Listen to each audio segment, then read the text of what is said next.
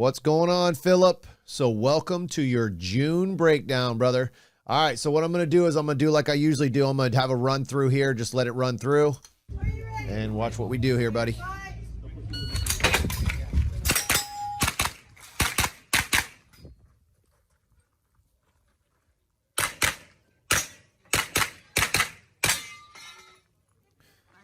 All right, let's go back to the beginning here. All right, so one of the first things that I noticed on this is you had an amazing round that you racked. I mean, you racked this gun of phenomenal. So let's go ahead and go through it slow motion, see if I can see anything where you could have sped up a little bit. So obviously they let you have your hand on your shoulder or your gun on your shoulder. All right. So I'm going to tell you one thing I would have liked to have seen is I want to see that gun on your face. So I'm not 100% sure what their start position was, but I'm assuming it was start anywhere, and they didn't say buttstock on belt. So that gun needs to be on your face so that when you turn, you can immediately start pulling the trigger. Obviously, you have to step in, but if your hand's on that rack, you need to get that gun up to whereas if you're almost aiming for it.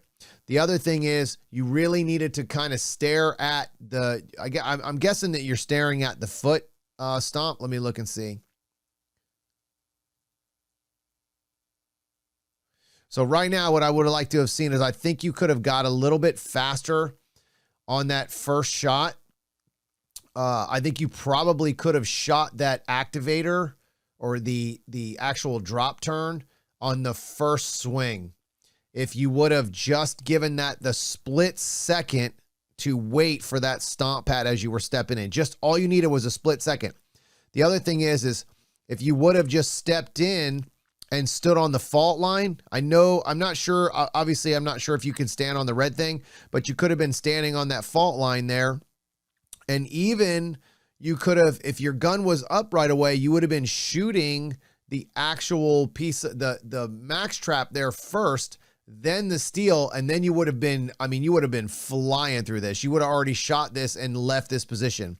You shot this stage really, really well, but these are the little things where as you start to get better, you're going to have to start really getting faster. So it looks like you double tap the steel, which is great. That's phenomenal. So you're going to kind of see where you kind of waited a little bit. So the gun, see how high that comes up? I would have liked to have seen you on that a little bit sooner. It doesn't seem like a big deal right now, obviously, because you did well. But if you were standing there ready to shoot it as it was coming up, instead of as it's starting to go down, you would have saved a lot of time here. So what I mean by this is as you step in, so let me show you. As you step in with your left foot instead of your right foot. All right, so step directly back and then step on the stomp pad as you're already on that fault line or already in bounds, right? So then your gun's up. Then you could have shot the max trap or the drop turn, then the double steel, then the paper. And then right now you would be shooting that brown paper.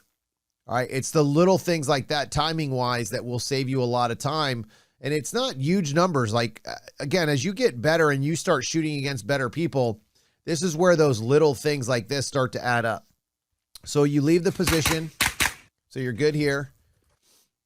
So let me go around here. So the first thing I would have liked to have seen is clear that wall a little bit. You don't need to be on top of that wall. All right. Let me go back a little bit and let me see this exit here.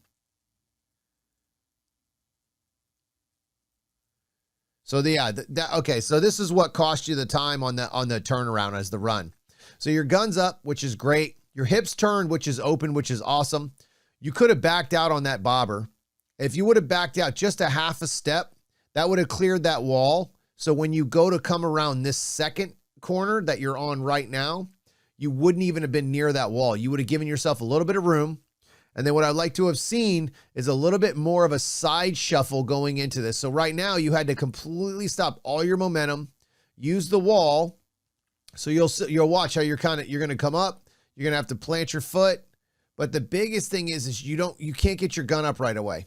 So you see how your gun's down instead of up like as you're entering. So I would have liked to have seen your gun up a little bit sooner so that you could immediately start shooting. So right now you went to the opening and it looks like you didn't even need to be all the way in that opening.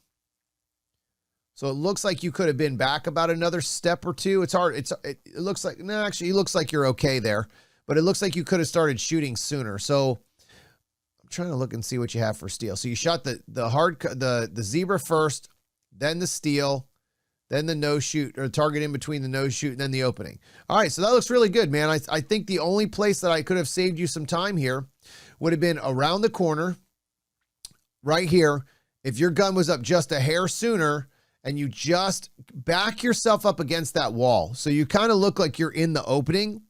Don't worry about getting close to those walls. Those walls are there to get in your way, but use them. So you could have backed up against that wall a little bit and given yourself space for your gun to be up. So as soon as you would have come around that corner, so right now you would have been pulling the trigger.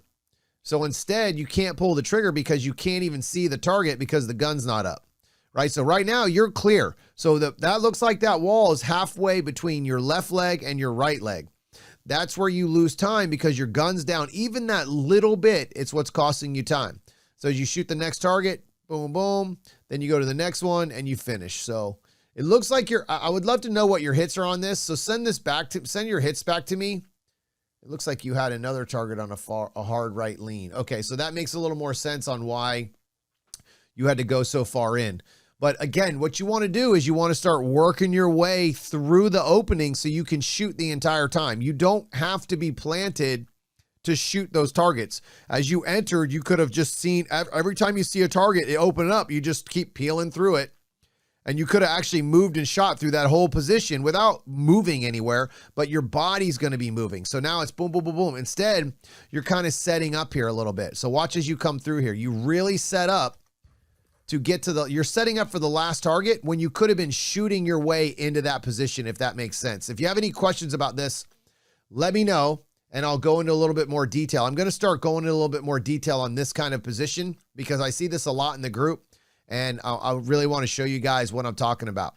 So if you have any questions, hit me up. Congratulations, bro. You're kicking ass, man. Like you are definitely kicking ass. You went from C class to A class in 2 months since you joined the group, man. I'm super proud of you and you're kicking ass. And I guarantee you everybody is hating you right now at your range. And I kind of like that. That's kind of one of my favorite things about this sport is that you start kicking everybody's butt. Everybody starts recognizing what you're doing. So way to go, brother. Keep putting in the work. And it's only begun for you, man. It's only begun. All right, brother. If you have any questions, again, hit me up, hit me in those messages, and I'll see you on the range.